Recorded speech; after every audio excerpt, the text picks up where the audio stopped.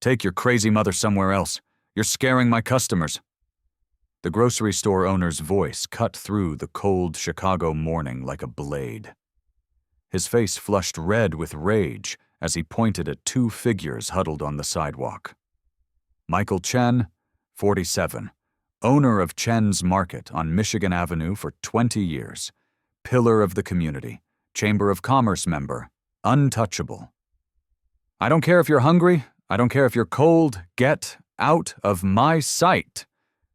Evelyn Carter didn't say a word. She rose slowly from the frozen concrete, slipped the stale piece of bread she'd pulled from the dumpster behind the bakery into her jacket pocket, then gently helped her mother to her feet. Maggie was in the middle of a paranoid episode, jabbing a finger at the sky, screaming at pigeons that she insisted were government spies. Pedestrians hurried away. A few stopped to film on their phones, giggling. Eve was 27 years old, homeless, sleeping in a 1998 Honda Civic with a broken air conditioner. She'd once been a full scholarship student at Northwestern University, top of her class in mathematics. Now she worked whatever jobs would take her, washing dishes, clearing tables, handing out flyers. No boss kept her long because every few days she had to call out suddenly to care for her mother. No boss accepted that. What happened next would change everything she thought she knew about family, loyalty, and the price of survival. Comment where you're listening from.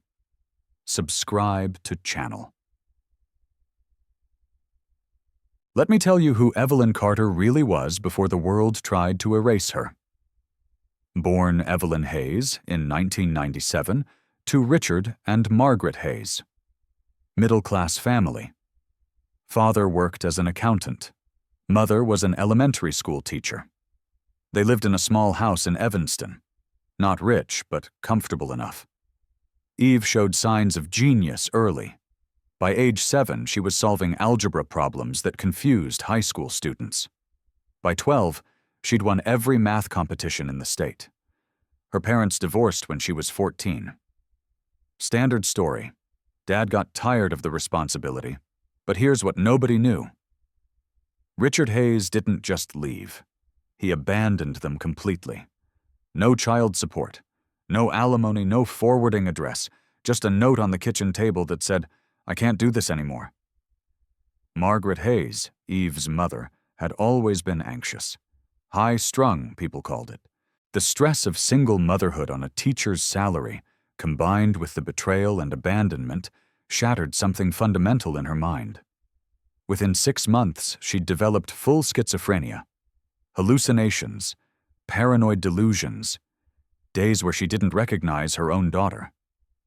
Eve was 15 years old. She tried to keep going, tried to keep her mother stable while maintaining her grades. She got a full scholarship to Northwestern at 17, the youngest student in her cohort. Her professors called her a once-in-a-generation talent. She was going to change the field of applied mathematics. Everyone said so. But Margaret got worse. She'd wander into traffic, set fires in the apartment because she thought they were listening through the electrical outlets. Eve couldn't leave her alone. She couldn't afford the kind of psychiatric care her mother needed. Teachers' insurance didn't cover it. Medicaid had a 2-year waiting list. Eve dropped out of Northwestern halfway through her sophomore year.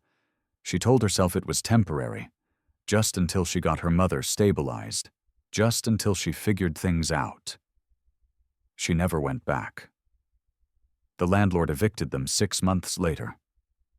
Margaret's screaming disturbed the other tenants. Eve lost her job at the campus bookstore when she didn't return to school. They spent 1 month in a shelter, but Margaret's episodes terrified the other residents. The shelter asked them to leave for everyone's safety. They'd been living in that 1998 Honda Civic for 2 years. The car barely ran. The air conditioning had been broken since Eve bought it for $800 from a man at a gas station. She parked it in different places each night so the police wouldn't cite her for illegal camping. She worked every minimum wage job she could find. Most of her money went to food, and what medication she could afford for her mother from the community health clinic. Their meals were leftovers from restaurants, sometimes bread from dumpsters. Chicago winters were brutal. Temperatures dropped below zero. Eve gave her mother the only blanket and curled up shivering through the long nights. There were times she thought she wouldn't make it to morning, but she always did, because her mother needed her. What Eve didn't know was that someone was watching her. Someone who would pull her into a world where leather and chrome meant more than blood, where loyalty was earned through steel and fire, and where the father who'd abandoned her had already set in motion a betrayal that would nearly destroy everything she'd fought to protect. It started 7 months before everything exploded. A small bakery called Helen's Bakery on the corner of State Street. Eve had been sitting outside the shop every morning for a week, waiting for them to open so she could ask for day-old pastries. Sometimes they gave them to her, sometimes they chased her away. This morning was different. An older woman stepped out at 6 a.m., gray hair twisted in a neat bun, kind eyes behind reading glasses. Helen Chen. She didn't shout.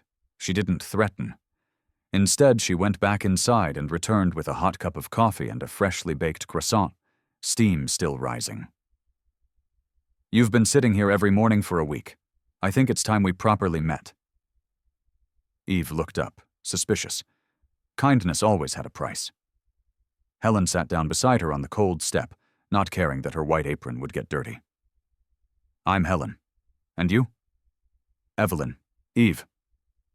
"So, Eve, tell me, why is a young girl like you sitting here every morning?" Eve meant to lie. She was used to lying. But when she looked into Helen's eyes and saw no judgment, no contempt, only genuine concern, she couldn't. The truth spilled out. About the father who'd left 12 years ago. About the mother whose mind had broken. About dropping out of Northwestern. About the car with the broken air conditioner. About the nights so cold she thought they'd die. Helen listened without interrupting. When Eve finished, Helen asked, "Can you wash dishes? Sweep floors? Carry trays?" Eve blinked. "I can do any job, ma'am." "Good. You start tomorrow. I pay by the day, and your mother can sit in the back room while you work. I've got a small sofa back there." Eve couldn't believe what she was hearing. "Why? Why would you help us? You don't even know who I am." Helen smiled sadly. "Because 40 years ago, I was you, sleeping in a car with a sick child, wondering whether tomorrow would be better or worse. Someone gave me a chance. Now I'm giving that chance to you, and to..." The next day, Eve began working. She cleaned, served customers, learned how to knead dough and bake bread. Maggie sat in the back room on the old sofa. Some days she was clear-headed and helped fold pastry boxes. Some days she screamed at the wall. Helen never complained. Not once. 3 months passed. Eve's life changed completely. She had steady income. Helen let them live in a small apartment above the bakery, asking no rent. For the first time in 2 years, Eve slept in a real bed, took hot showers, ate 3 meals a day. One afternoon, Helen caught Eve scribbling complex mathematical equations on pastry wrapping paper during her break. "Where did you learn this?" "Northwestern, before everything happened." Helen looked at Eve differently. "Then you're not just an ordinary waitress, are you?" Eve didn't answer. She only went back to work. 6 months with Helen were the happiest of Eve's adult life. She should have known good things never lasted. 5:01 a.m. on a Tuesday. Eve woke like always, getting ready to help Helen knead dough for the first batch of bread. But the lights in the shop weren't on. Helen always turned them on at 4:30. Always. Eve pushed open the back door. It was wide open. Her heart clenched. Helen lay on the cold kitchen floor. one hand still gripping a sack of flour that had spilled around her like white snow. Her eyes were closed. Her face looked strangely peaceful. "Helen." Eve ran to her, dropped to her knees, shook her gently. No response. She touched Helen's hand. Ice cold. The body was already stiff. Eve called 911 with trembling hands, but she already knew. Heart attack. Helen had died while preparing to open the bakery she'd loved for 40 years, alone in the kitchen at 4:30 a.m. Helen had no family, no husband, no children, no one at all. The bakery was sold to pay debts and funeral costs.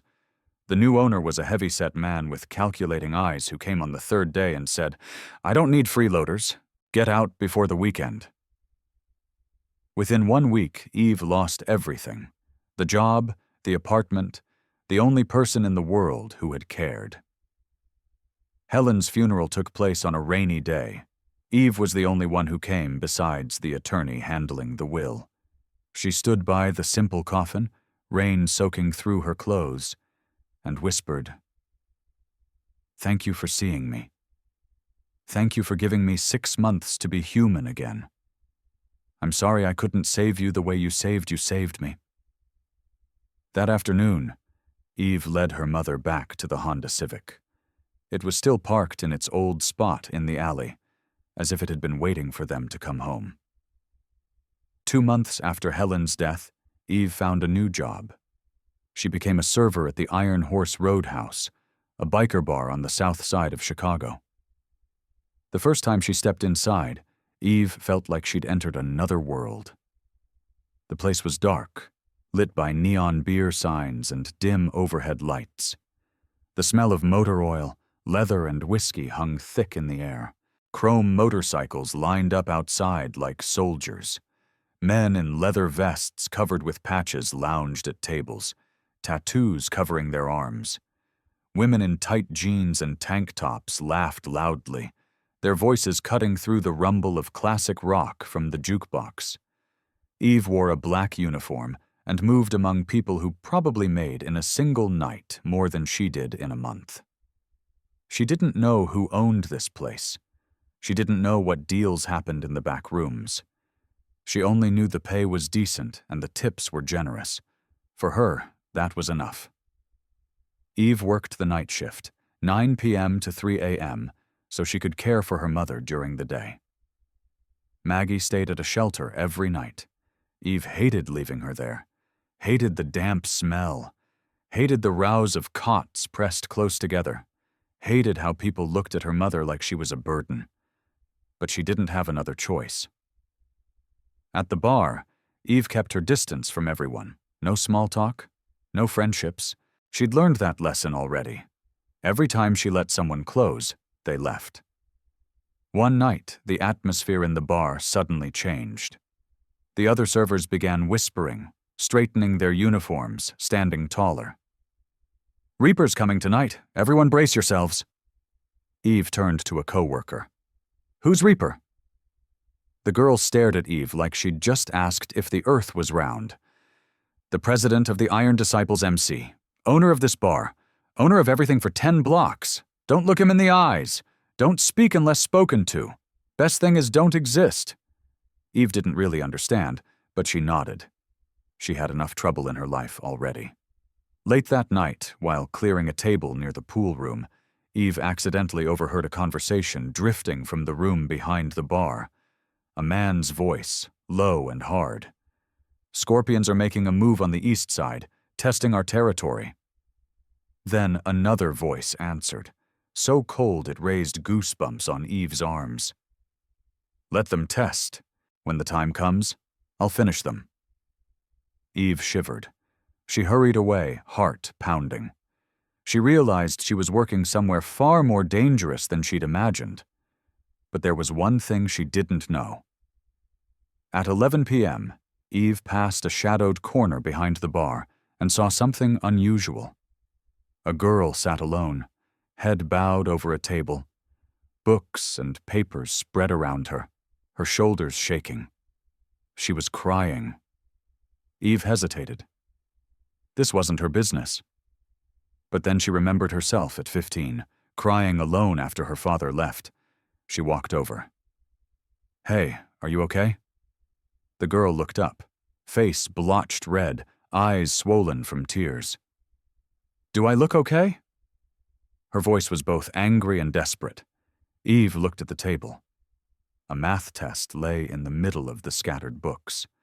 A bright red F stamped across it. "I'm stupid," the girl said, voice catching. "Everyone knows it. The teachers, the other kids, my father." Eve stayed quiet for a moment. Then she asked gently, "Can I look at your test?" The girl looked surprised, then shoved the paper over. Maybe she thought Eve would laugh too, like everyone else. Eve scanned the test for 30 seconds. She saw the problem immediately. "You're not stupid," she said. "You're just doing it the wrong way. Let me show you." Eve took a pen and rewrote the problem differently. She explained each step, simple and clear, without complicated terms. The girl stared at the paper, and little by little, her eyes began to brighten. "Wait, that's all it is? That's all it is?" Eve nodded. "Math isn't hard. It's just that sometimes it's taught the wrong way." The girl looked at Eve like she was a miracle. "Who are you?" "Just a server." The girl was silent for a moment, then suddenly blurted out, "Can you teach me? Not here. Somewhere private. My father can't know." Eve shook her head. "I'm just a server. I'm not a tutor." "Please," the girl begged. "I'll pay whatever it costs." Eve looked into the girl's desperate eyes. They were the same eyes Eve had seen in the mirror 12 years earlier. A lonely child who felt she wasn't enough, aching for someone to believe in her. "Keep your money," Eve said. "I'll help you, but this stays between the two of us." The girl's face lit up. "I'm Chloe Thornton." Eve didn't know that 10 minutes of conversation in the dark corner of a biker bar would change her life forever. She'd just agreed to secretly tutor the daughter of the most dangerous man in Chicago. Harold Washington Library. 4 p.m. on a Thursday, a quiet corner on the 4th floor. This became their secret place. 3 times a week after Chloe's school day, and before Eve's shift at the Iron Horse, they met here. Chloe lied to her bodyguards, telling them she was in a study group. Eve stole 2 precious hours before she had to go to work. No one knew. No one was allowed to know. The first week was the hardest. Chloe had lost faith in herself long ago. She believed she was stupid, that math wasn't meant for her. Eve had to break that wall before she could teach anything. She didn't just teach formulas. She taught Chloe how to see problems differently. She taught her that being wrong didn't mean failure. It meant a chance to understand more clearly. She taught her that being smart wasn't knowing everything. It was not quitting when you didn't understand. In the first 2 weeks, Chloe went from an F to a D. In weeks 3 and 4, from a D to a C. By the second month, the girl had reached a B. With every small step forward, Eve celebrated as if it were a great victory. Because for a child who'd once believed she was worthless, every step forward was a miracle. One afternoon, in the middle of a lesson, Chloe suddenly asked, "Why are you helping me? You don't even know who my father is." Eve paused and looked out the library window. "Because someone once helped me when I had nothing at all. I'm just passing it on." "Who was it?" Eve was silent for a long time. Helen's image rose in her mind. The small kitchen at 5 a.m., the smell of freshly baked bread, the gentle smile. Chloe didn't ask again. Maybe she could hear the pain in Eve's voice. Instead, she began to talk about her own family. "My mother died giving birth to me," Chloe said, her voice growing smaller. "I've always felt like it was my fault. Like I took her life so I could exist." Eve took the girl's hand and listened in silence. "My father loves me, I know that, but he doesn't know how to show it. He only knows how to give money, buy expensive things, hire security. He thinks money can fix everything. But I don't need money. I just want him to be proud of me, just once." Eve understood that feeling more than anyone. Meanwhile, Eve's life kept moving. Every morning, she picked Maggie up from the shelter. Every night, she brought her mother back before going to work. There were good days when Maggie recognized her, even smiled. There were bad days when she looked at Eve like a stranger, screaming that she wanted to go home, even though she didn't know where home was. Eve used her tips to buy medication for her mother. Not enough money for the good kind, only the cheap, generic kind. But something was better than nothing. Then, that day arrived. Chloe ran into the library, glowing, a sheet of paper in her hand. She threw her arms around Eve and sobbed. "I got an A, my first A in my whole life." Eve held her and her own tears spilled over. She cried from pride. She cried because she remembered herself once, the top student with a future bright as a promise. She cried for the education dream she'd been forced to give up. "I knew you could do it," Eve whispered. "I always knew." But they didn't know that Chloe's success had created consequences. The teacher called Jake Reaper Thornton, praising his daughter's remarkable leap forward. Reaper was surprised. He studied Chloe over dinner that night. "How did you improve so fast?" Chloe tried to keep her face calm. "I just studied harder." Reaper didn't believe it. From an F to an A in 2 months. No one did that alone. He called his second-in-command into his office that very night. "Chains, find out what my daughter does after school. Every detail. Don't miss anything." Under the flickering fluorescent lights of a public library, 2 girls from 2 different worlds found what they needed. Chloe found a teacher. Eve found a purpose. But someone was watching, and their secret was about to be exposed. Tuesday, 5 p.m., Harold Washington Library, 4th floor. Their familiar corner. Eve and Chloe were studying like always. Chloe was laughing, talking about her strict literature teacher. Eve was explaining a geometry problem. Everything was normal. Until Chloe suddenly froze. Her smile vanished. Her face went pale as if she'd just seen a ghost. Eve turned around. Jake Reaper Thornton stood in the doorway. He was 41 years old, 6'3", built like someone who'd spent his life fighting. His leather vest was covered in patches, Iron Disciples MC across the back, President Rocker on the front, various pins marking years of membership. His arms were covered in tattoos, eagles and skulls and flames. His dark hair was pulled back in a ponytail. His gray eyes, cold as a Chicago winter, swept the room and stopped on their table. Behind him were Chains, his second-in-command, and 2 massive club enforcers. Their faces were expressionless as stone. The library felt like the air had been sucked out. People nearby began to leave. No one dared stay close to these men. Jake Reaper Thornton wasn't the kind of man who smiled.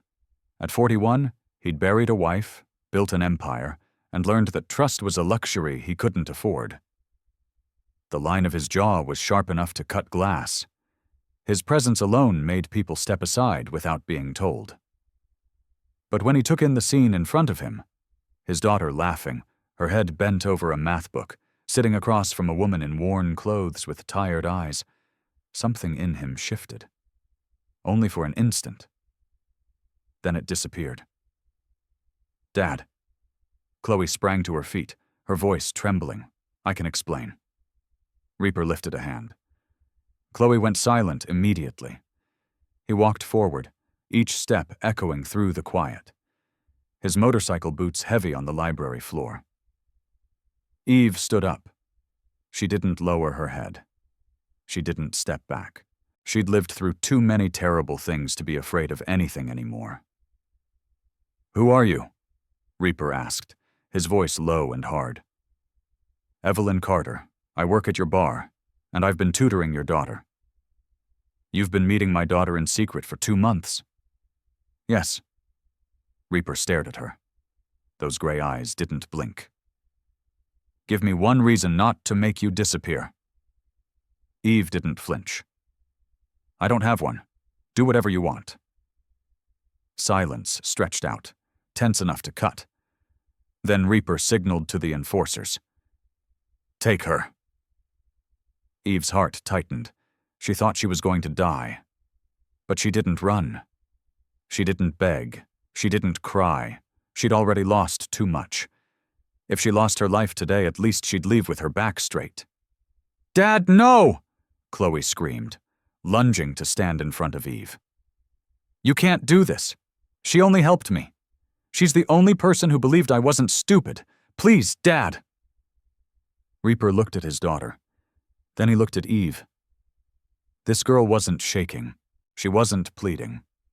She stood tall in front of him as if he were just an ordinary man, not someone who could end her life with a single nod. He'd never met anyone like that. "Bring her to my bike," Reaper said. "We need to talk." What happened next would change everything. Eve was taken outside to where Reaper's Harley-Davidson sat gleaming under the afternoon sun. Custom paint job, chrome everywhere, worth more than Eve had earned in her entire life. Chains brought out a second bike, and Reaper gestured to it. "Get on. We're going for a ride." Eve had never been on a motorcycle in her life, but she climbed on behind Reaper without hesitation. Chloe was kept behind, her worried face watching them leave. They rode through Chicago. The engine roared beneath them. Wind whipped Eve's hair. For a moment, she forgot she might be riding to her own execution. For a moment, she just felt the power and freedom of the road. They stopped at Lincoln Park, near the lake. Reaper got off his bike and walked to a bench overlooking the water. Eve followed. For several minutes, neither of them spoke. Finally, Reaper said, "My people tell me you're homeless, sleeping in a car with a mother who's mentally ill, dropped out of Northwestern halfway through. You have nothing." "You did your homework," Eve said calmly. "I always do. Now tell me, why are you helping my daughter? What do you want?" "I don't want anything. She needed help. I helped, that's all." Reaper stared at her. "Nobody does anything without wanting something back." Eve met his eyes directly. "You're right. I want to see her succeed. I want to prove that one person can make a difference, and I want to feel useful once in this miserable life. There. Are you satisfied?" Reaper fell silent. In his mind, thoughts churned. This girl wasn't like anyone he'd met in the MC world. Not afraid, not flattering, not hungry for money. She could die right now and still wouldn't lower herself. "My daughter went from an F to an A in 2 months, he said slowly. "The teacher thinks it's a miracle." "It isn't a miracle," Eve said. "She's smart. She just needed someone to teach her the right way." Reaper turned to look at the lake. Boats moved slowly across the water. "It isn't a miracle," he repeated, softer.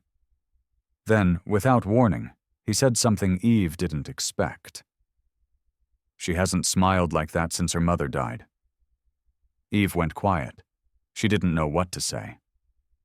15 years, Reaper continued, still looking at the water. 15 years I gave her everything money can buy. The best schools, the best clothes, security 24/7. And you, a stranger with nothing at all, gave her something I couldn't."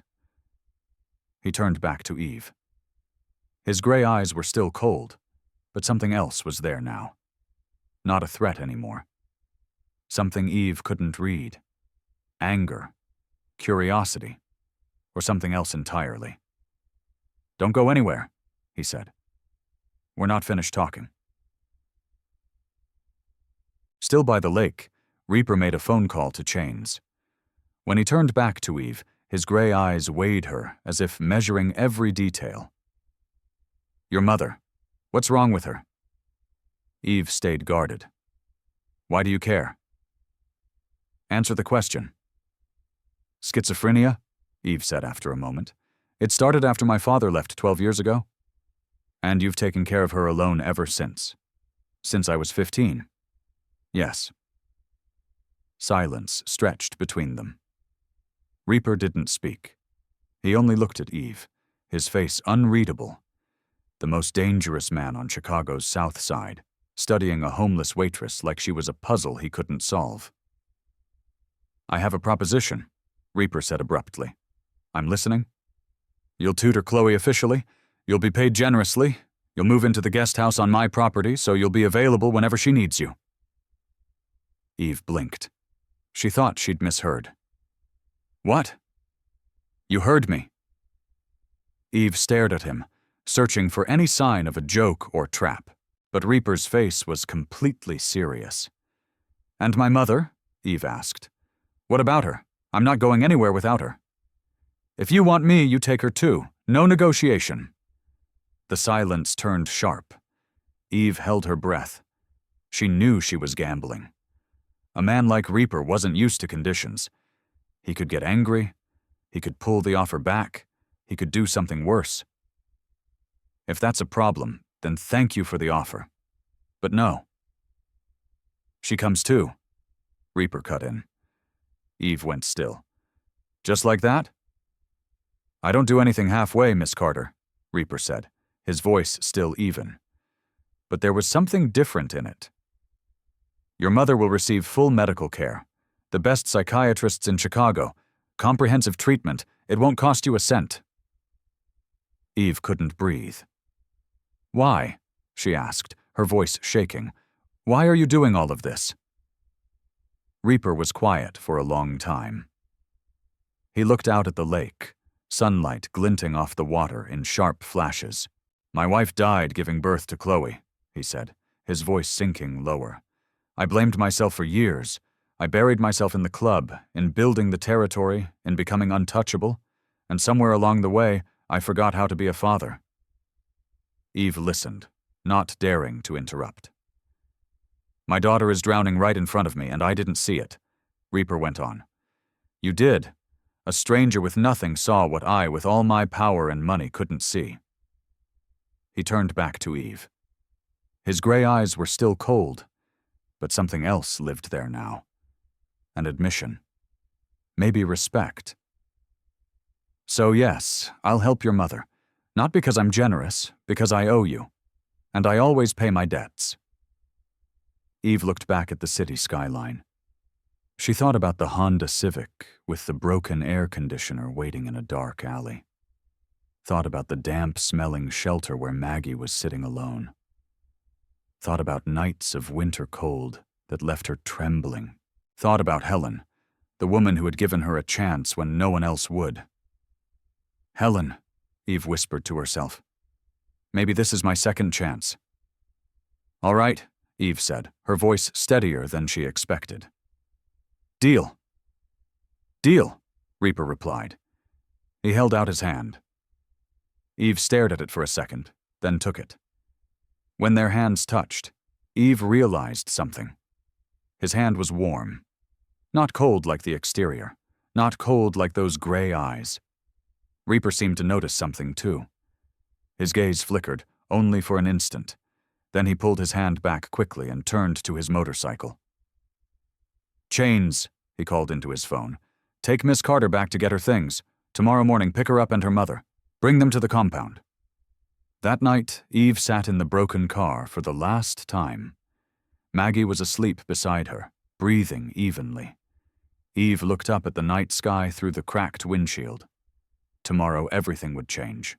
She didn't know whether she was stepping into salvation or a trap. She didn't know what that man truly wanted. She didn't know what the future would hold.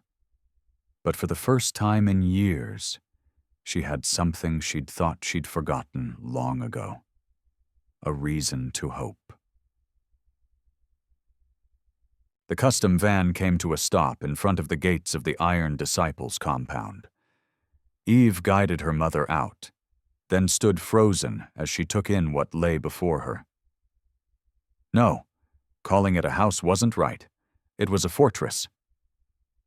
The compound covered 3 acres on the far south side. 10-foot walls topped with security cameras surrounded the property. The main clubhouse was a massive 2-story structure, half warehouse, half mansion. Chrome motorcycles lined up in perfect rows in the parking area. A garage big enough to hold 30 bikes sat to the left. To the right was a smaller building, the guest house where Eve and Maggie would live. The gate was wrought iron, custom made, the Iron Disciples skull logo worked into the metal. Look, Evie, the ocean. We're at the beach. Maggie suddenly cried out, eyes bright. She pointed at the fountain in the courtyard, face glowing like a child's. Eve smiled sadly. That's right, Mama. We're at the beach. So now. Maggie ran to the fountain, cupped her hands to catch the water, laughed. She spun in circles, letting the spray splash her face, happy as if this were the most beautiful place on earth.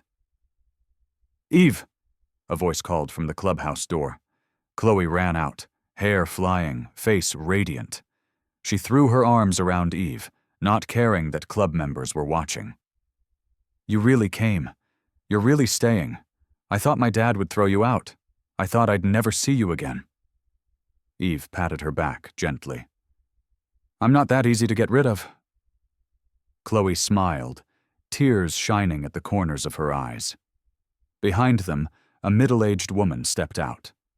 Club matriarch, wife of one of the original members. Her name was Patricia. She wore tight jeans and a leather vest, hair teased high, arms covered in faded tattoos. She looked Eve up and down. Worn clothes, shoes rubbed down at the heels, tangled hair. Then she looked at Maggie dancing around the fountain. Contempt was plain in Patricia's eyes. Even though she didn't say a word, Eve noticed that look. She was used to it, used to being judged, used to being looked down on, used to being seen as trash. She didn't care. She didn't have the strength to care anymore. Patricia. Reaper's voice came from the doorway. He stepped out, leather vest over a black t-shirt, boots heavy on the concrete. His gray eyes swept over the scene. Yes, Prez? This is Evelyn Carter. She and her mother will be staying in the guest house. You will treat them with the respect you give my daughter. Is that clear? Patricia swallowed. Yes, Prez. Reaper looked straight into her eyes, his voice dropping, sharper. I asked if that was clear. Perfectly clear, Mr. Thornton. Reaper nodded, then turned to Eve. Chains will take you to the guest house. If you need anything, say so. Then he turned and walked back inside without another word. The guest house sat at the edge of the compound, separated from the main clubhouse by several dozen meters. When Eve opened the door and stepped inside, she had to swallow a gasp. 2 bedrooms, a spacious living room, a small kitchen with everything it needed. All of it clean, bright, warm. Bigger than anywhere she'd ever lived in her life.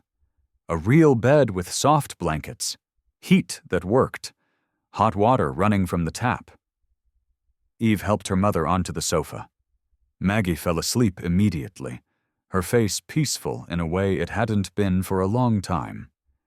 Maybe for the first time in years she felt safe. Eve stood in the middle of the room and looked around. Then she began to cry. For the first time in months, the tears came hard and fast beyond her control. She wasn't crying from sadness. She was crying because she didn't know what to call it. Relief, gratitude, fear, all of it at once. Is this real? She whispered, her voice breaking. Please, God, please let this be real. A soft knock came at the door. Eve, are you okay? Chloe's worried voice floated in from outside. Eve wiped her face quickly, drew a deep breath, and opened the door. "Yeah, I'm okay. I'm just adjusting."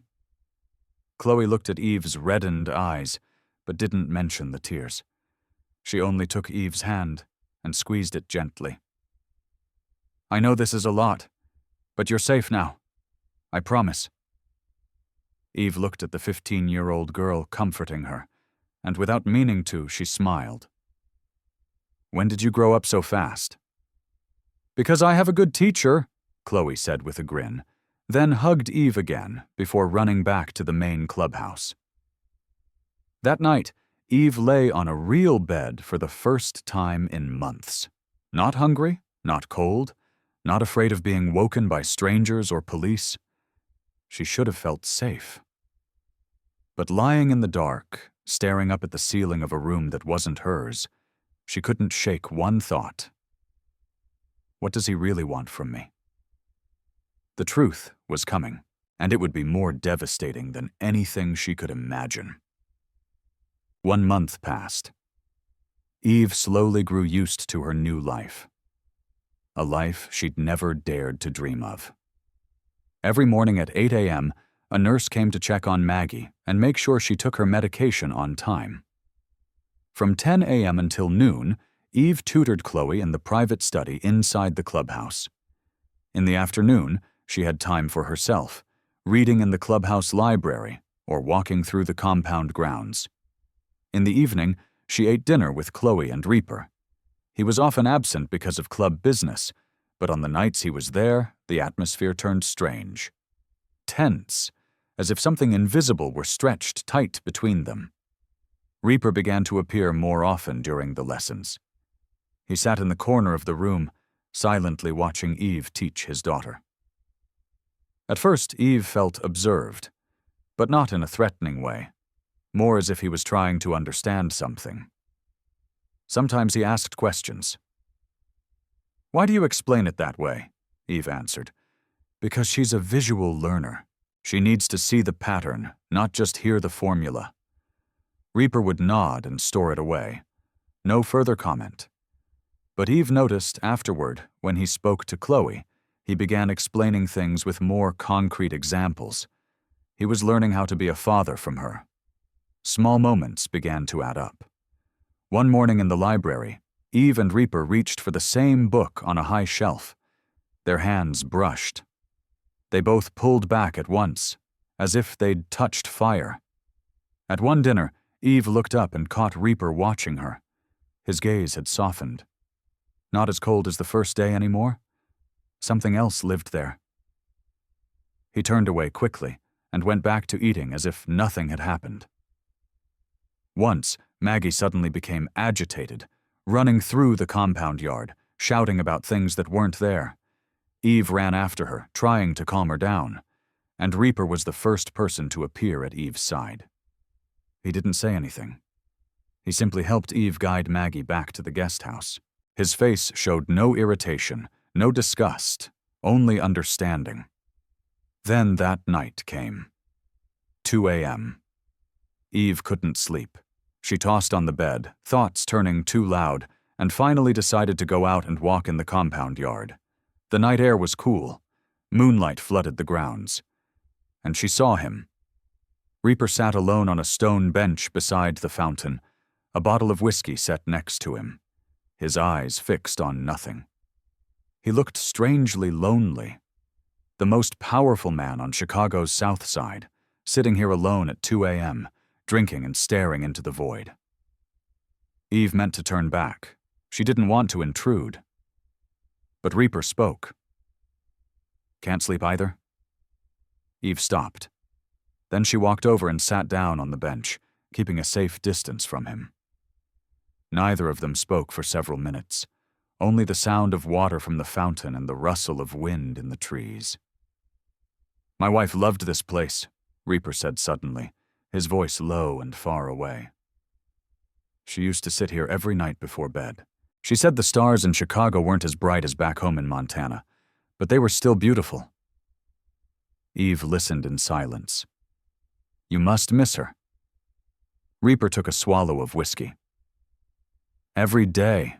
It's been 15 years. and it still feels like yesterday." He paused and looked up at the sky filled with stars. "You know what the worst part is?" "What?" "Chloe is exactly like her.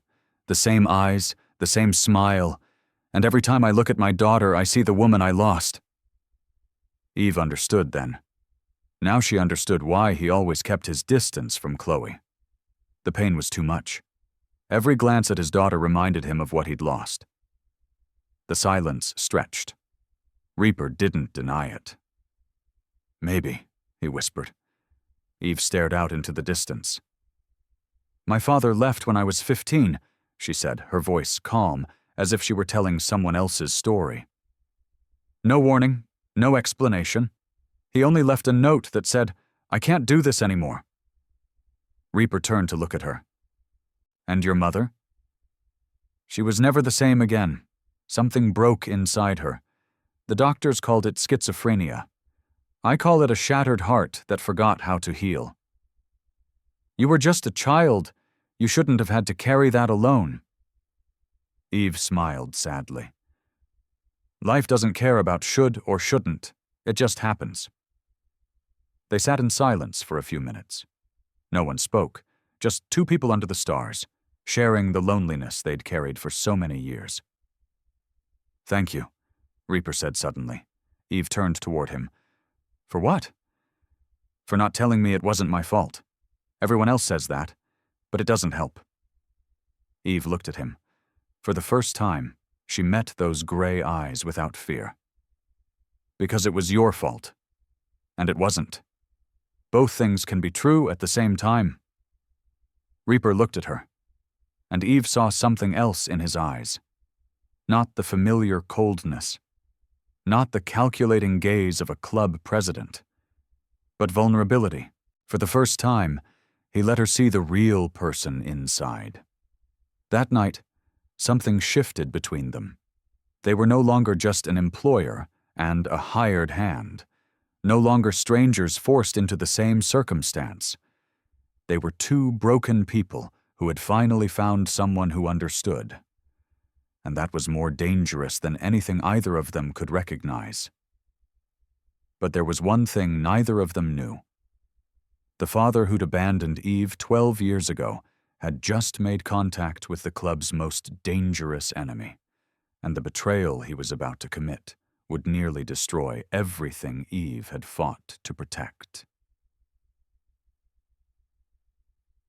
3 weeks after that conversation by the fountain, Reaper brought Maggie to see Dr. Nathan Cole, the leading psychiatrist in Chicago. Lakeside Psychiatric Hospital was unlike anywhere Eve had ever taken her mother.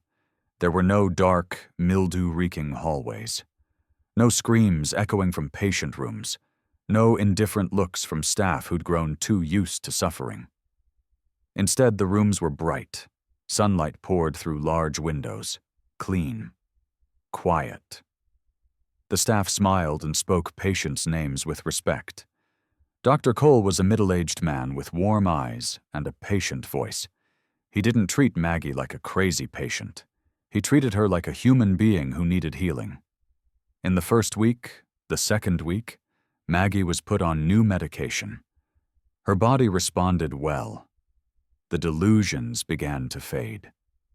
She no longer screamed at walls or talked to people who didn't exist. By the third week, Maggie began to have longer stretches of clarity. She knew where she was. She asked about Eve. She even remembered the doctor's name. Eve began to hope. For the first time in 12 years, she dared to think that maybe her mother would come back. Then the 20th day arrived.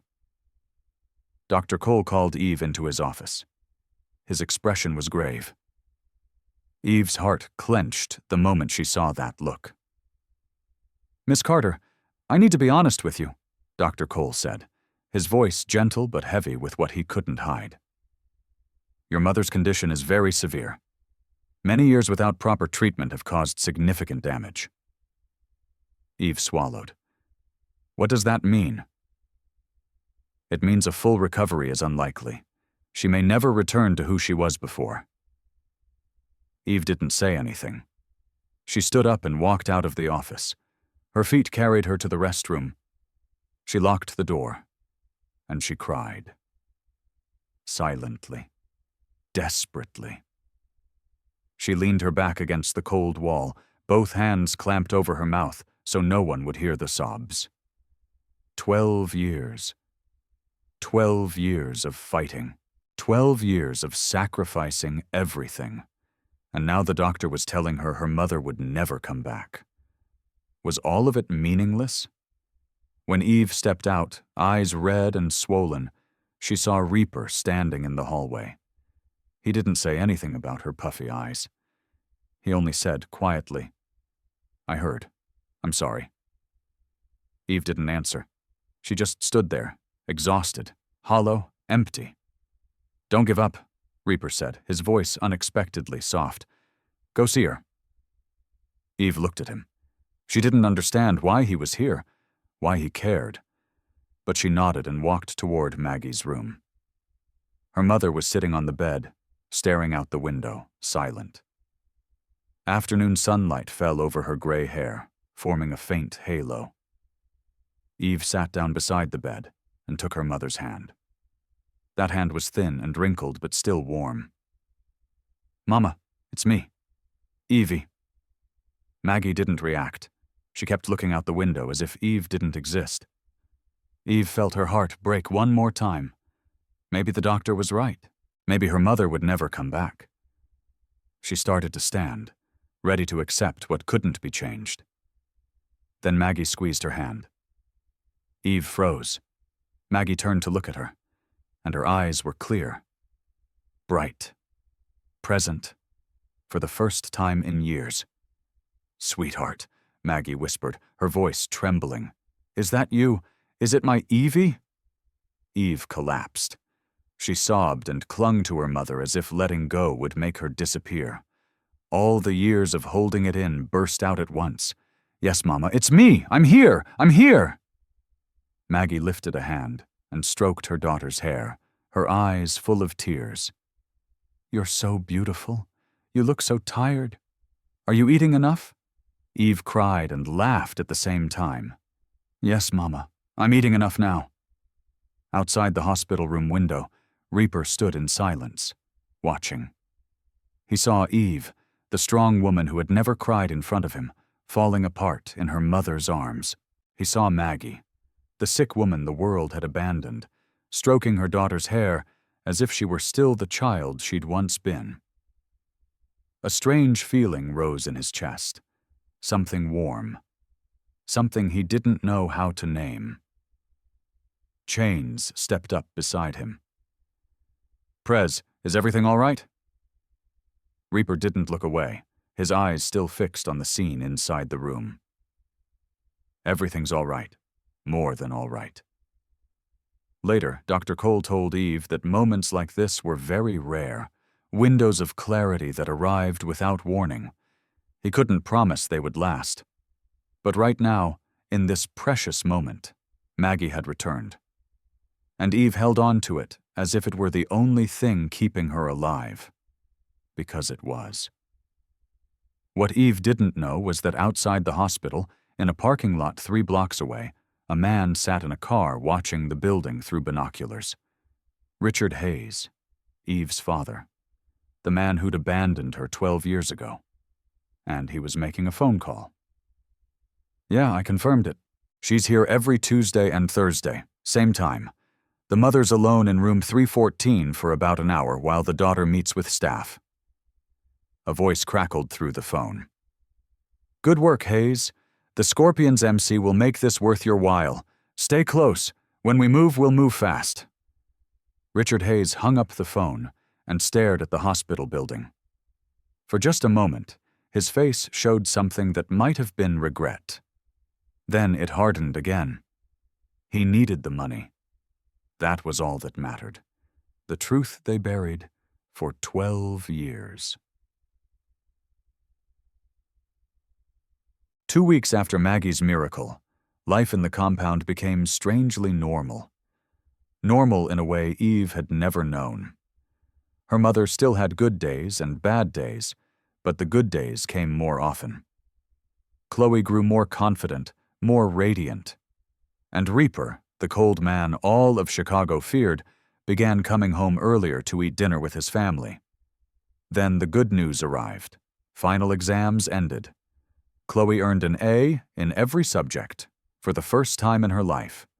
Street Catherine Academy called with praise.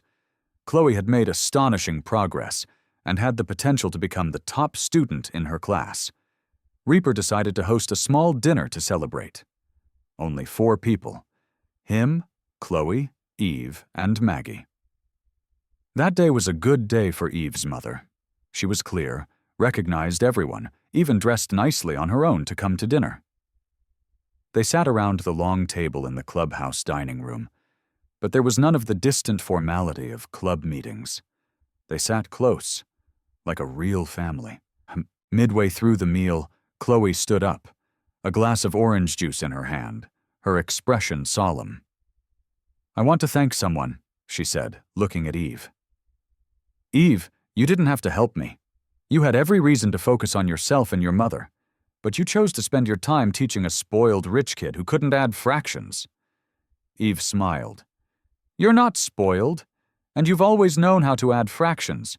You just thought you didn't." Chloe laughed, her eyes shining. "What I mean is, you're the big sister I've always wished for, and I hope you know that." Eve felt her throat tighten. She was about to say something when Maggie spoke up unexpectedly. "My Evie is very good at teaching," she said, her voice clear and present. "She used to teach me how to remember things. 'Repeat it 3 times, Mama,' she always said. 'Repeat it 3 times.'" Eve turned to her mother, so shocked she could barely breathe.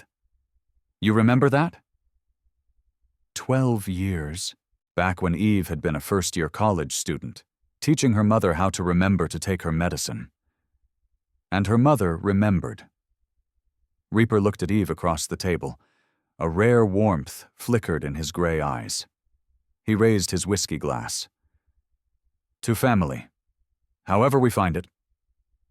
Their eyes met and held. 1 second. 2 seconds. Too long to be accidental. Eve was the first to look away, her heart beating wild. After dinner, Chloe led Maggie upstairs to the guest house. The girl had grown used to caring for her, treating it as if she were taking care of her own grandmother. Eve stayed behind to clean up, even though it wasn't necessary. Old habits were hard to break. She'd been a server, had lived by clearing other people's tables. She didn't know how to sit still and let someone else serve her. "You don't need to do that," Reaper's voice came from behind her. "We have people for that." Eve didn't turn around. "I like feeling useful." Reaper walked into the kitchen and came close to get a glass of water. The distance between them was close. Too close. Eve could smell his cologne. Leather and motor oil and something else. Something that was just him. "Can I ask you something?" Reaper said. "Depends on the question." "Why do you always keep your guard up?" Eve stopped what she was doing and turned to him. "Because the last time I let it down, I got hurt." "Who hurt you?" "Everyone." Silence. The kitchen suddenly felt smaller. The air grew thick.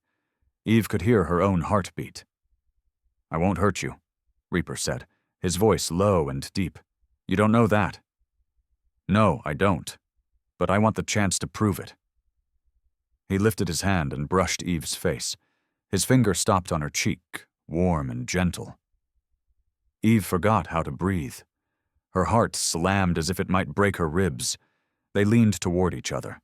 Gray eyes into brown, the space between them narrowed. Footsteps sounded in the hallway. A club member passed by. Reaper pulled his hand back as if burned. He walked out of the kitchen without a word. Eve stood alone, hands trembling, her heart still pounding wildly. That night, Eve lay in bed staring at the ceiling. "What are you doing, Eve?" she whispered to herself. "He's your employer. He's a club president. He's dangerous. He's the first person in years who has looked at you as if you weren't broken at all." She shook her head. "No, She couldn't let this happen. She couldn't. But even with her eyes closed, she could still feel his finger on her cheek. Warm. Gentle. As if she were something precious. At the same time, in his office, Reaper sat alone with a glass of whiskey. He stared into the liquid amber without drinking. Chains walked in. "Prez, we need to discuss the Scorpion situation. They've been—" "Not tonight," Reaper cut him off. Chains stopped. He looked at his boss and saw something different, something he'd never seen before. "Prez, is everything all right?" Reaper stared at the drink, his gaze far away. "I don't know." Two people lying to themselves with the same lie. This can't happen. But some feelings don't ask permission. They simply arrive. And neither of them knew that outside the compound walls, in a motel room 3 miles away, Richard Hayes was meeting with members of the Scorpion's MC, planning something that would shatter everything Eve had built. The betrayal was coming, and it would be worse than anything she could imagine. The next morning, Chains knocked on Reaper's office door with a grave expression. "Prez, we have a situation. There's a man at the gate. He claims he's Evelyn Carter's father." Reaper shot to his feet. "Her father? I thought he abandoned her 12 years ago." "He did. But he's back now. Says he's been looking for her everywhere. Heard she's living here." Reaper frowned. "How does he know she's here?" Chains looked at his boss. "That's exactly the question, isn't it, Prez?" Through the security cameras, Reaper watched the man standing outside the gate. Richard Hayes, 52 years old, salt and pepper hair, a weathered face marked by time and maybe by regret. His clothes were old but carefully arranged, as if he wanted to make a good impression. He stood there fidgeting, constantly glancing around, rubbing his hands together. When the gate guards asked his purpose, he broke down in tears. "I just want to see my daughter. Please, I'm her father. Foyt." In the study room, Eve was explaining a lesson to Chloe when Patricia knocked on the door. "Miss Carter, someone is here to see you." Eve looked up and saw something strange on the woman's face. She stood, moved to the window, looked outside, and the blood in her veins turned to ice. The man at the gate, that familiar posture, the way he lifted a hand to smooth his hair when he was nervous. 12 years had passed, but Eve recognized him instantly. "Eve." Chloe's worried voice came from behind her. "What's wrong? You look like you've seen a ghost." Eve didn't turn around. Her voice was only a whisper. "I have." Reaper appeared in the doorway a few minutes later. He looked at Eve, gray eyes searching. "The decision is yours. I can have him removed." Eve was silent for a long time. She stared out the window at the man who had abandoned her 12 years ago, standing there waiting. How many nights had she dreamed of this moment? How many times had she imagined what she would say if she ever saw him again? "No. Let him in. I need to face this." "Are you sure?" Eve turned to look at Reaper. "No, but I've been running for 12 years. It's time to stop." The clubhouse common room. Eve stood to one side, back straight, face blank. Richard sat across from her on a worn leather couch, more expensive than everything he'd ever owned in his life. Reaper stood in the corner, silently watching. He didn't speak, but he didn't leave either. "Evie, sweetheart, I'm sorry," Richard began, tears running down his wrinkled face. "I looked for you everywhere. I wanted to come back, but I didn't know how." "Stop," Eve cut him off, her voice flat as a frozen lake. "Please, let me explain." "Explain what?" Eve asked. "Explain why you left a note and disappeared. Explain why you abandoned your wife when she needed you most. Explain why you left a 15-year-old girl to carry everything alone." Richard dropped his head. I was scared. I couldn't take it. Your mother was getting worse, and You were scared. Eve cut in, her voice starting to shake with anger. I was 15. I was terrified every day, but I didn't run. Richard looked up, his voice cracking. I made a mistake, Evie. I know that. But no matter what happens, I am still your father. You are a Hayes. I am not a Hayes. Eve spat the name back at him, her voice trembling with a decade of suppressed fury. The day you left us to rot, I threw that name in the trash along with every memory of you. I took my mother's maiden name, Carter, because she was the only parent who stayed to fight. My name is Evelyn Carter, and I don't owe a single syllable of my identity to a man named Richard Hayes. Evie, please, Richard pleaded. A father stays. A father fights. A father doesn't abandon his family just because things get hard. Eve surged forward, her eyes blazing. I want to make it up to you, Richard pleaded. I want to be in your life.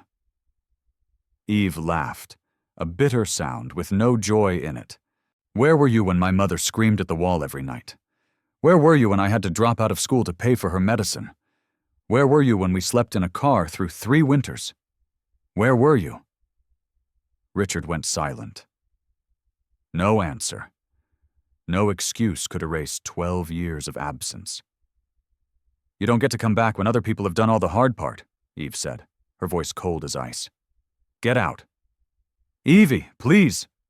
She told you to get out. Reaper stepped forward, his voice low and threatening. Richard looked up and for the first time realized who the man in the corner was.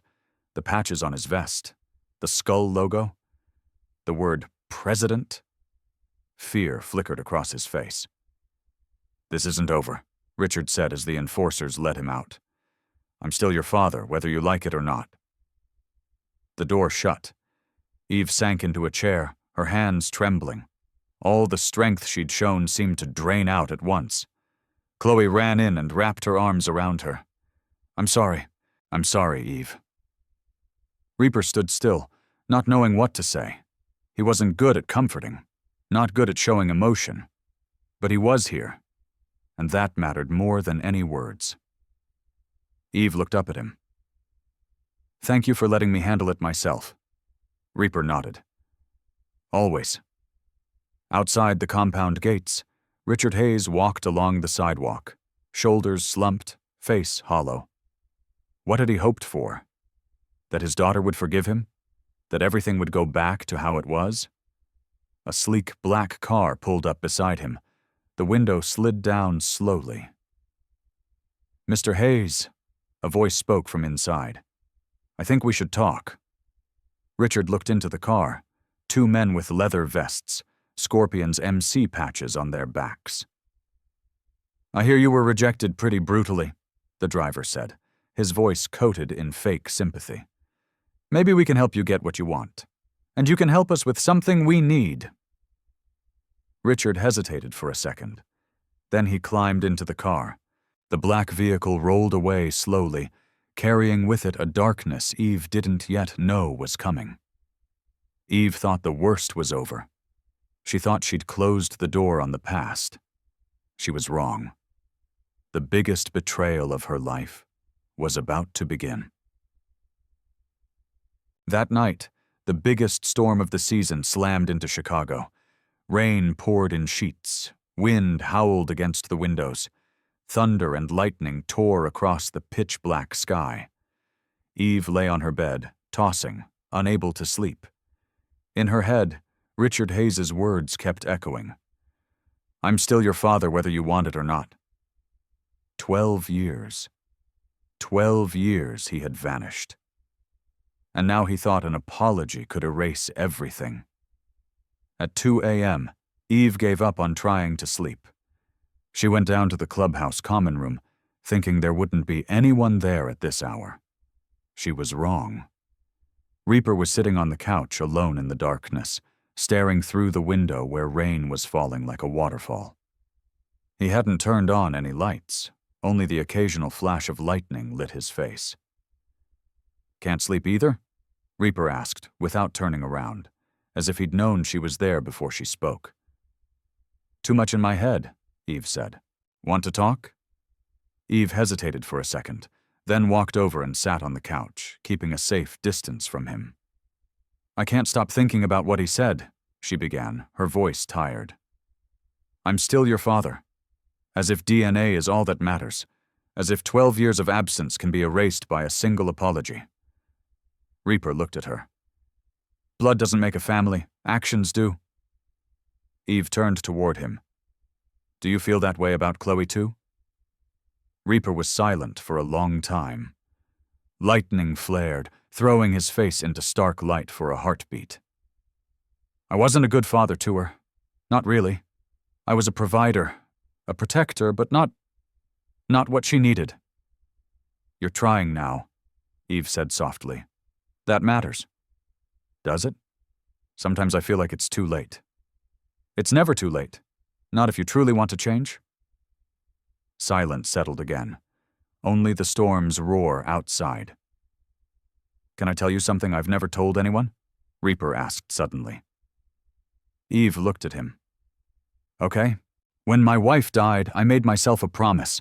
I said I would never let anyone get that close again, because losing her, it almost destroyed me. That's why you push everyone away, Eve whispered. That's why I push everyone away, Reaper nodded. My daughter, my brothers, anyone who tries to get past the wall. Eve studied him. And yet you're sitting here talking to me at 2 a.m. Silence. Long. Tense. Yeah, Reaper finally said, his voice low and rough. I'm here. Eve drew a slow breath. Want to know a secret? I'm afraid. Every day in this compound. I'm afraid. Reaper turned to look at her. Afraid of what? Afraid all of this will end. Afraid I'll wake up one day and realize it was just a dream. Afraid someone will decide I'm not worth keeping. No one is sending you away, he said. You say that now. But what happens when I'm not useful anymore? When Chloe doesn't need a tutor, when… Stop. Reaper cut her off. He stood and moved closer to Eve. Her heart began to race. She stood too, not sure why. You think I'm keeping you here because you're useful? Isn't that why? At first, maybe, but now… Now what? Reaper lifted his hand and gently tipped her chin up. His fingers were warm against her skin.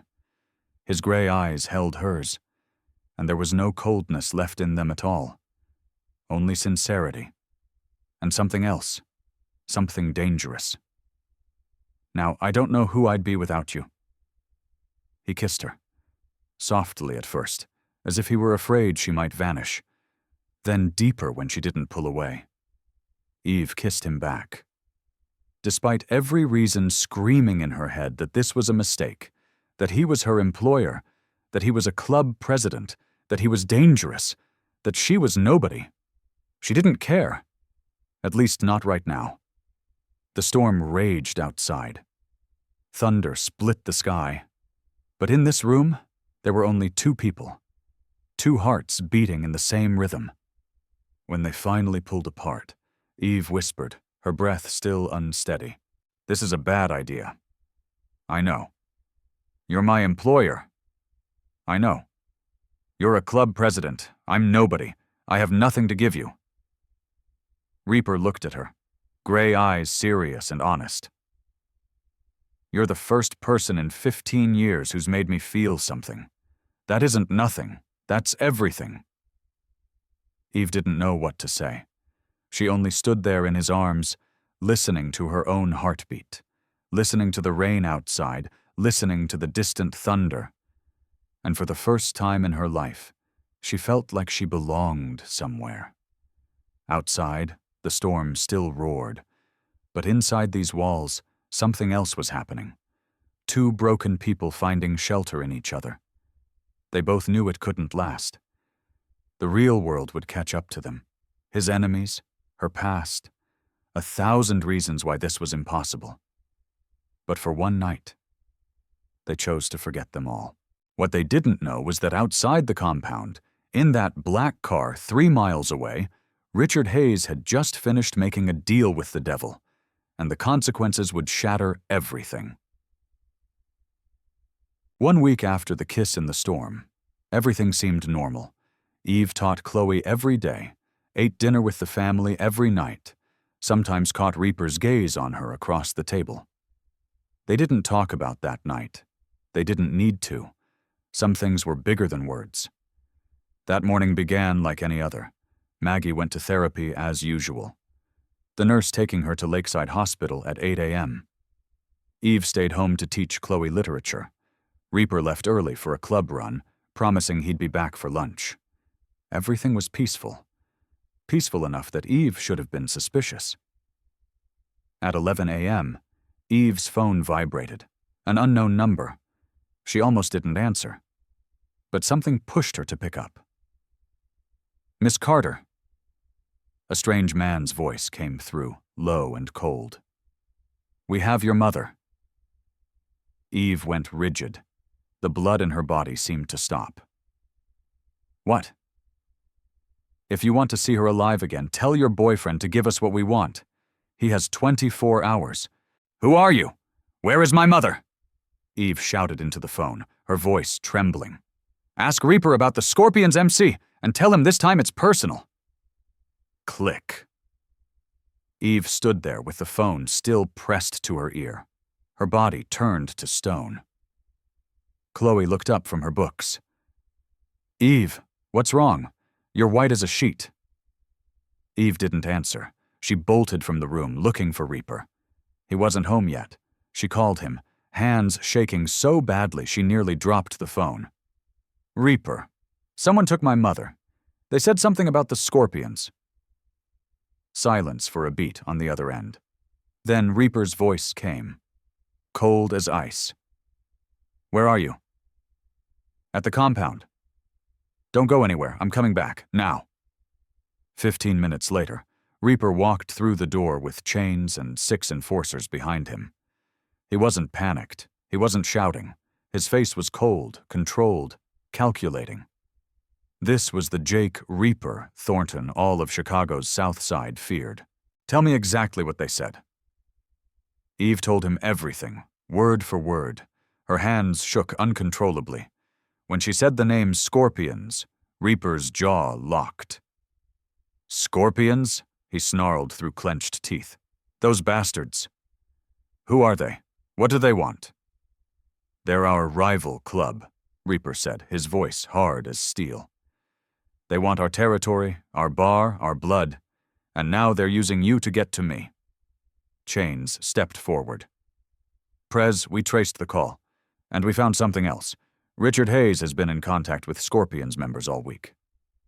Eve felt as if a knife had gone straight into her chest. "What?"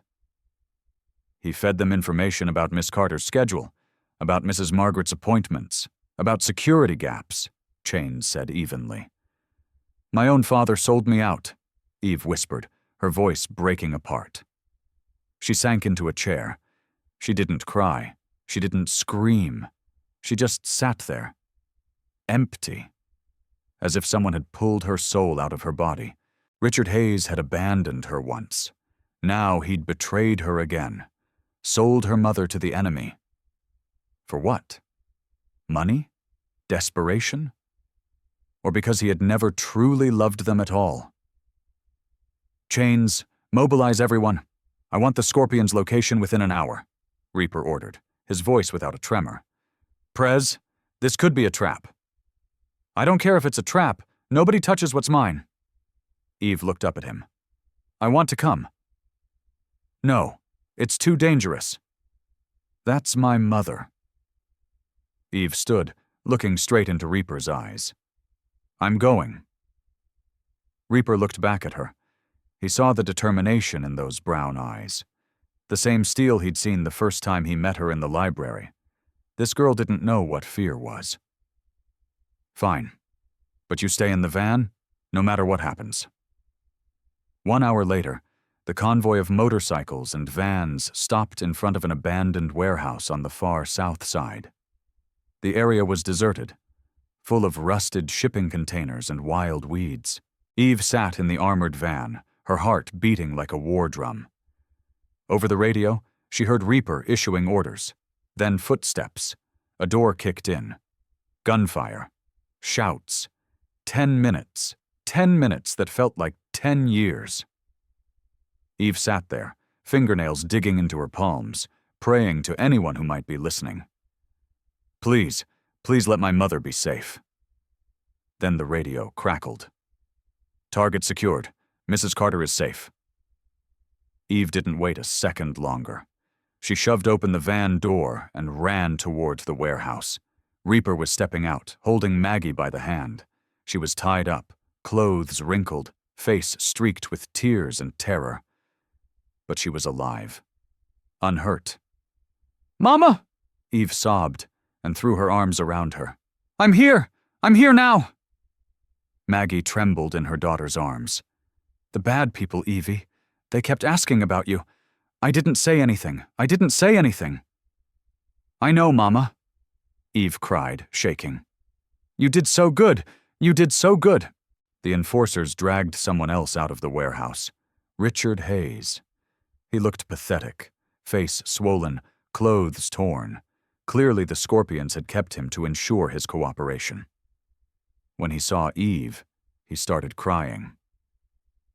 "Evie, I didn't know they'd hurt your mother. I just wanted money. I was desperate." Eve looked at him. The man who had given her life. The man who had abandoned her. The man who had sold her out. She didn't feel anger. She didn't feel sadness, only emptiness, like she was looking at a stranger. Reaper stepped up beside Eve, his voice low. "What do you want me to do with him?" Eve stared at her father, the man who had abandoned her once and now betrayed her again. "Later," she said, her voice exhausted. "Right now, I just want to take my mother home." 3 days after the rescue, Maggie was stable. Luckily, she didn't remember much of what had happened. Her sick mind had protected her from the horrifying memory. She only knew she'd gone somewhere, met bad people, and then Evie came to bring her home. Meanwhile, Richard Hayes was being held in a room in the compound clubhouse, not a prison exactly, but not freedom either. Eve sat in the compound yard, staring into nothing. The fountain still murmured. The afternoon sun was still warm, but she couldn't feel any of it. Inside her head was a tangled mess of thoughts and emotions woven together. Chloe came and sat beside her, quiet for a moment before she spoke. "How do you feel?" Eve let out a breath. "I don't know. Angry, sad, relieved, all at the same time." Chloe studied her, eyes older than her years. "Do you hate him? Your dad?" Eve stayed silent for a long time. The afternoon sun touched her face, but it couldn't chase the darkness in her chest. "I should hate him. After everything he's done, I should hate him with my whole heart. But I'm tired of hating. I've carried this anger for 12 years. It's exhausting." Footsteps sounded across the grass. Reaper came up, his face blank, but his gray eyes watching Eve with a concern he didn't bother to hide anymore. "He wants to see you. You don't have to go. I can make him disappear, and you'll never have to think about him again." Eve looked up. What would happen to him? "He would never be found," Reaper said bluntly, without dressing it up. "That's my world, a place where people can vanish and no one asks questions." Eve looked at him. "Is that what you want me to choose?" "I want you to choose what gives you peace. Whatever it is, I'll support it." Eve stood and brushed grass from her skirt. "Take me to him." The holding room was clean but bare. Only a bed, a small table, and Richard Hayes curled in the corner. He looked ruined. 3 days without sleep, without food, terrified and waiting for his fate. When the door opened and Eve stepped in, Richard lunged forward and dropped to his knees at her feet. "Please, Eve, please forgive me. I'll do anything." Eve didn't speak. She only stood there, looking down at the man who had once been her father. The man she'd admired as a little girl. The man who had abandoned her. The man who had betrayed her. "Do you know what the worst part is?" Eve finally said, her voice strangely calm. Richard looked up, eyes raw with tears. "What?" "It's not that you left. It's not even that you sold us out to the scorpions." "Then what?" "It's that you never loved us enough to stay. Not when things got hard. Not when it truly mattered. You loved yourself more than you loved me or Mom." "That's not true," Richard sobbed. "Don't!" Eve cut him off, her voice sharp as ice. "Don't lie to me again." Silence. Richard wept at his daughter's feet like a child caught doing something wrong. "I'm not going to ask Reaper to kill you," Eve said, "and I'm not going to call the police." Richard lifted his head, not believing what he'd heard. You're letting me go?" "Yes, but not because you deserve it, because I deserve peace. Carrying this hatred is poison, and I don't want to drink it anymore." Eve turned to Reaper standing in the doorway. "Let him go.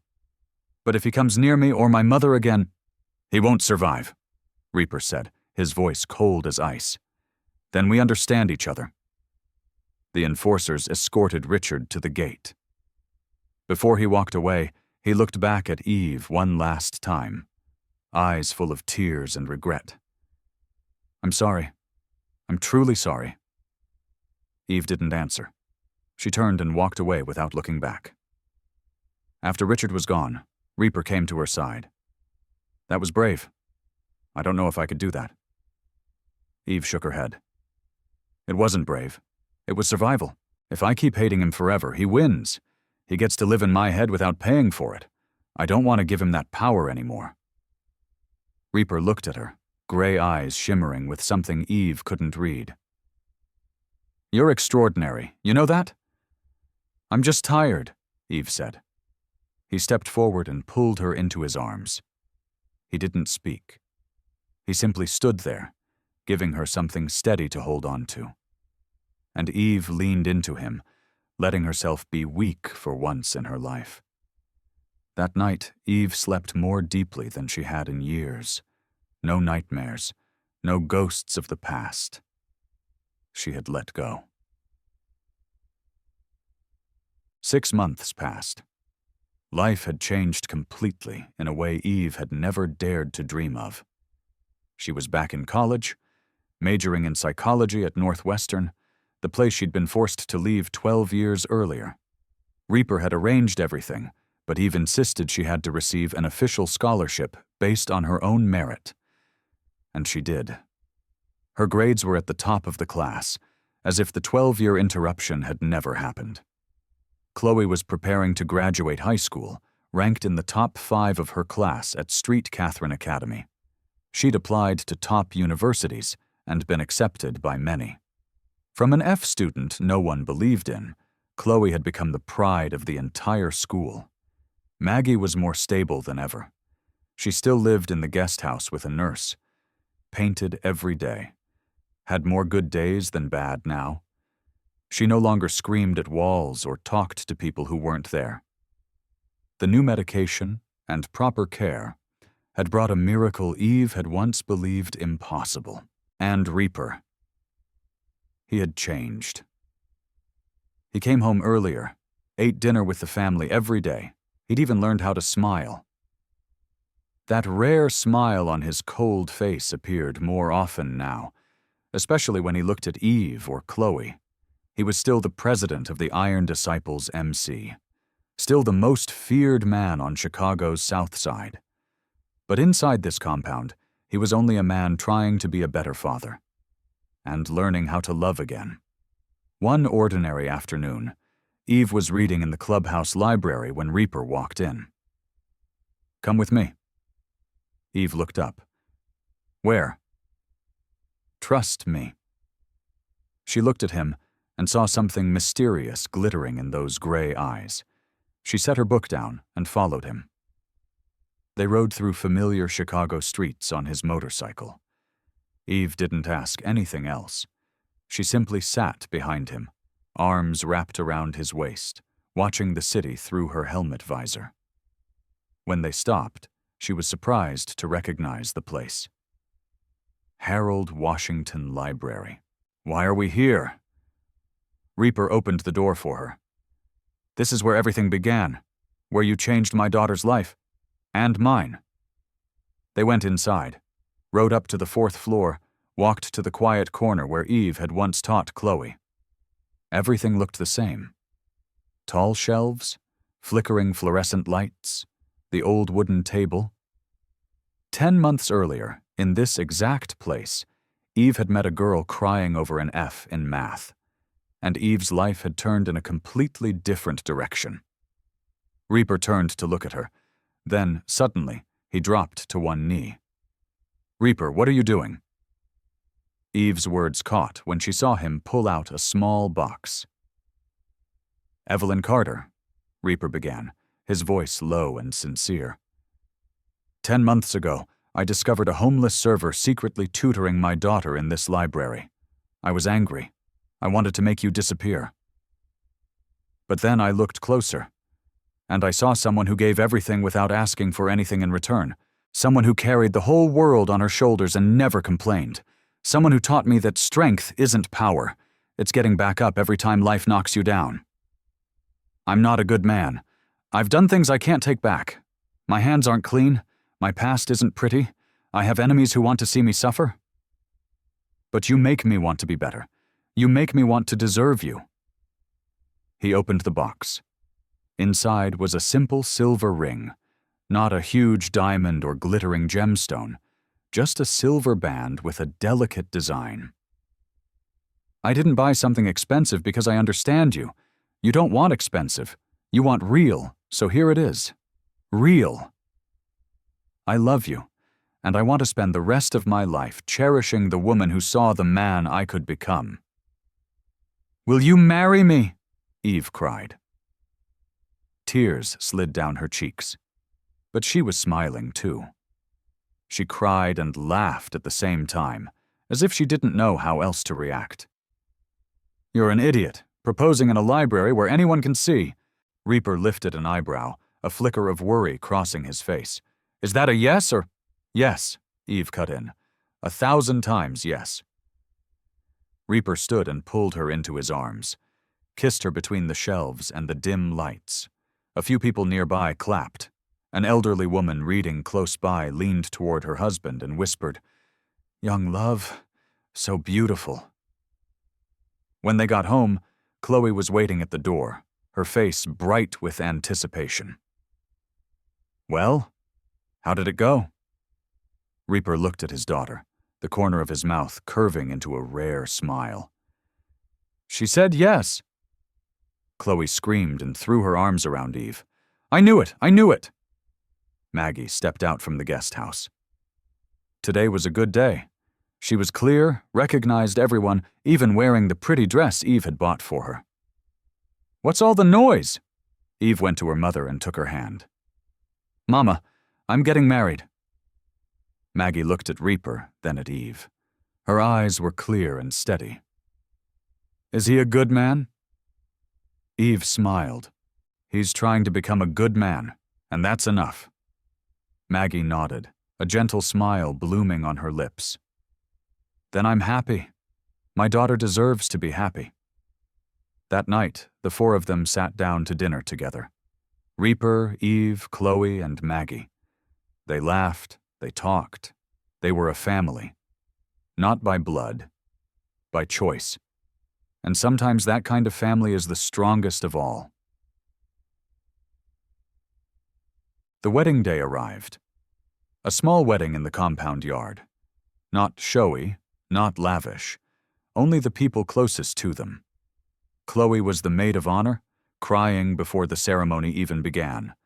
Mascara smeared and she didn't care at all. Chains stood beside Reaper as best man. And for the first time in his life, that hard man truly smiled. Dr. Nathan Cole and Maggie's nurse were there too, along with a few new friends Eve had made at the university.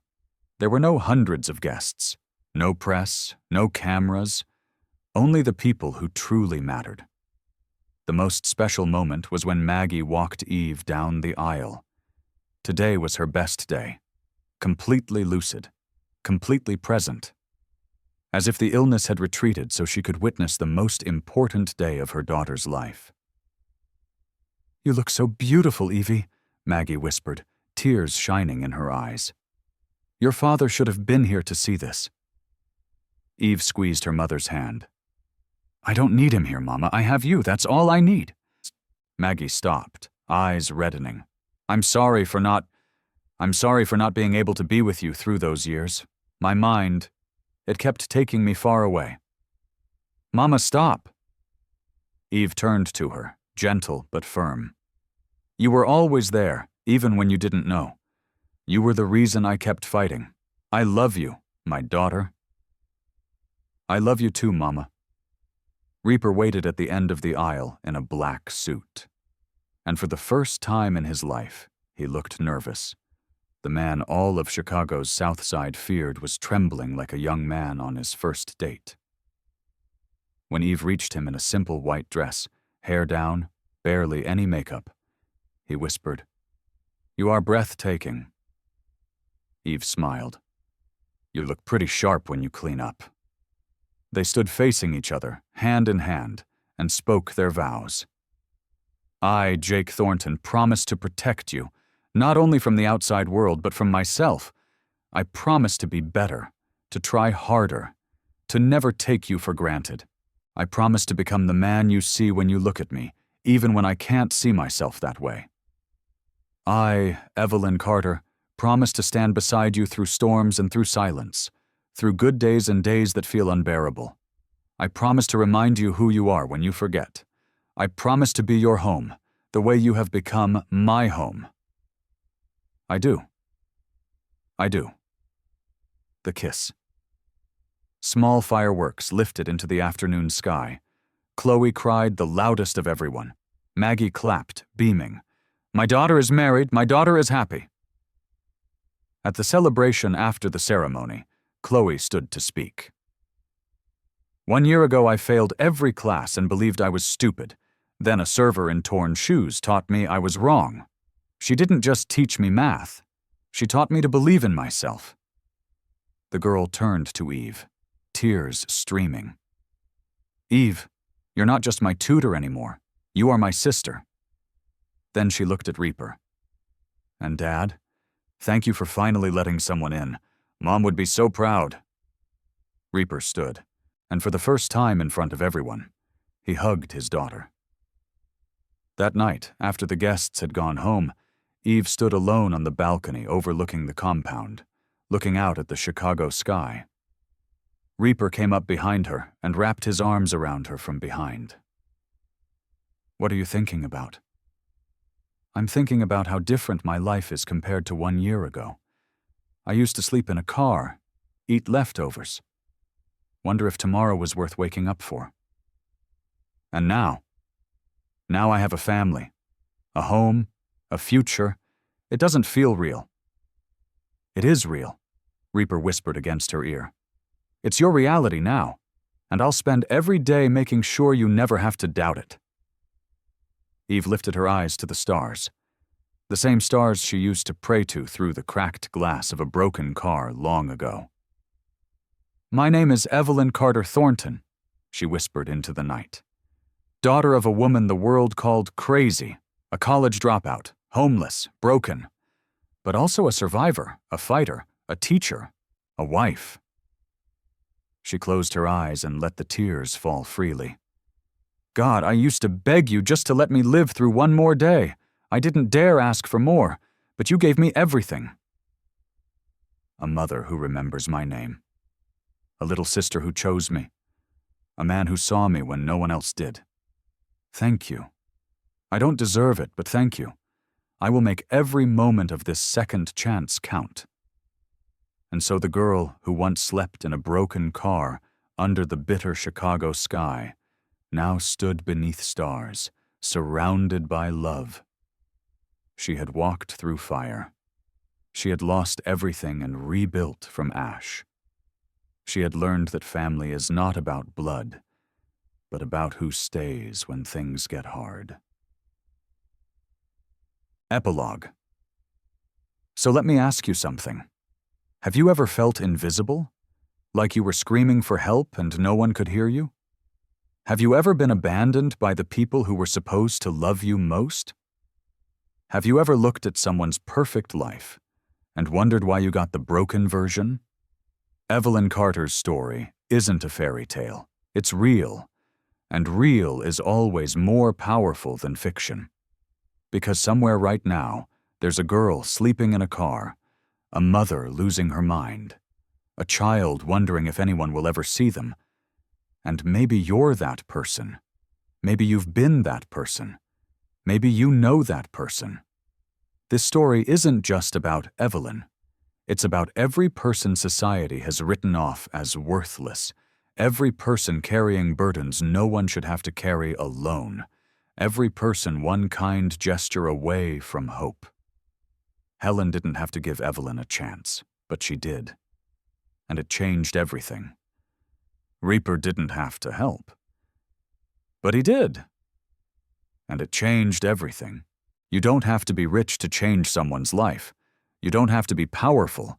You just have to see them. Really see them. Because the next time you walk past a homeless person on the street, remember Evelyn Carter.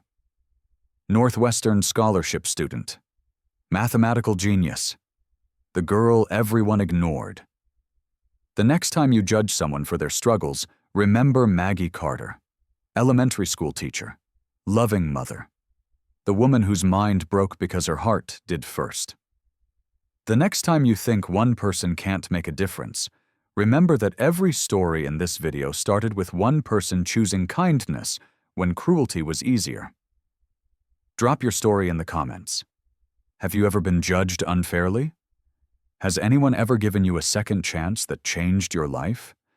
Or have you been that person for someone else? Share this story. Not the sanitized version, the real version. The version that makes people uncomfortable. Because discomfort is where change begins. Because somewhere, a girl is sleeping in a car tonight, wondering if tomorrow is worth seeing. And maybe, just maybe, your share will reach the one person who can help her. Subscribe to channel. Because these stories matter. These people matter. You matter. And remember, no circumstance is permanent. No judgment is final. No person is worthless. Your past doesn't define you. Your struggle doesn't define you. The people who abandoned you don't define you. You define you. Stay just, stay loud, stay free.